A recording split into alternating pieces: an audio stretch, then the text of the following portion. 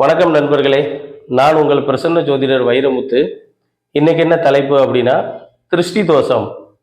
பொதுவாக இந்த திருஷ்டி தோஷத்தை எதில் பார்க்கறது அப்படின்னா, பிரசன்னம் ஜாதகம் இந்த ரெண்டு விஷயத்திலையுமே திருஷ்டி தோஷத்தை நம்ம பார்க்கலாம்.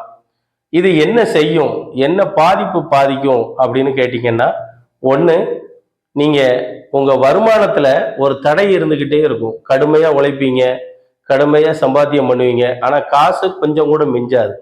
ரெண்டாவது, இது என்ன பண்ணும் அப்படின்னா, உங்களுக்கு ஏதாவது ஒரு விதத்துல நோய் வந்துகிட்டே இருக்கும்.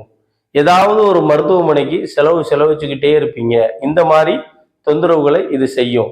அடுத்து என்ன செய்யும் அப்படின்னு கேட்டீங்கன்னா, உங்களை ஊருக்குள்ள என்ன சொல்லுவாங்க அப்படின்னா, ராஜா மாதிரி இருக்க, ராஜா மாதிரி உழைக்க, உனக்கு என்னப்பா, உன் வாழ்க்கையே தனி வாழ்க்கை அப்படின்னு சொல்லி உங்களை ரொம்ப உயர்வா பேசுவாங்க, உயர்வா கணிச்சு வச்சிருப்பாங்க. ஆனா வீட்டுக்குள்ள அன்னைக்கு செலவுகளை செலவழிக்கிறதுக்கு கடுமையா போராட வேண்டியிருக்கும். அதன் மூலம் கடுமையா நீங்க ஒரு வேதனையை அனுபவிக்க வேண்டியதாக இருக்கும். இப்படின்னு பல விஷயத்துல, பல விதத்துல நீங்க என்னதான் முன்னேற துடிச்சாலும் இந்த திருஷ்டி தோஷம் முன்னேற உங்களை விடாது. சரி சார், இதுக்கு தீர்வு என்ன அப்படின்னு பார்த்தோம்னா, உங்களுக்கு ஜாதகத்திலேயோ பிரசன்னமோ போய் பாருங்க.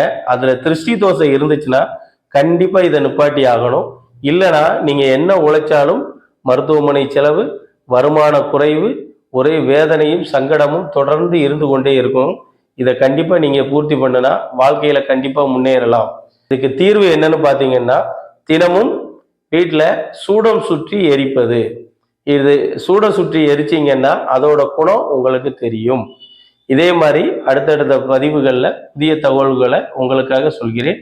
மீண்டும் அடுத்த பதிவில் சந்திக்கும் வரை உங்களிடமிருந்து விடைபெறுவது உங்கள் பிரசன்ன ஜோதிடர் வைரமுத்து.